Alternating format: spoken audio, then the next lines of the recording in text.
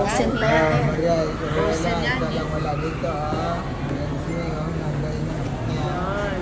Sabi niyo Bigay naman. nila ni Sipot sa kanila siya. Alam mo, may reporter pa dito. Ayan Oh. Wala yan, kaya mo lagayan yan. Kala ko. Natakabalit siya. Madam, nag-aantay lang na kain. Ilagay mo kayo sa tuktok mo Yan ngayon. may fresh cake yan Ang Hirap naman sa mga lalaki. Ito guys dito kami ngayon sa Mulobisyan. Daming tao dito.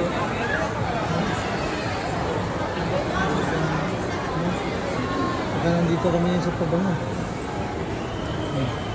Nandito kami sa Pabango. Ang ganda ng mga Pabango dito, mga bango. Talagang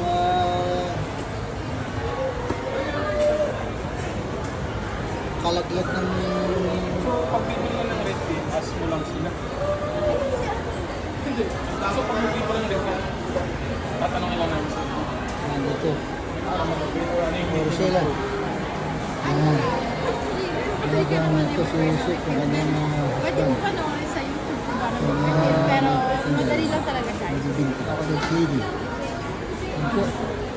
Ito po, ang ganda ng babango. Nakaka... ano talaga. Saka matagal siya matagal. Walang EBT. So, ito walang appeal.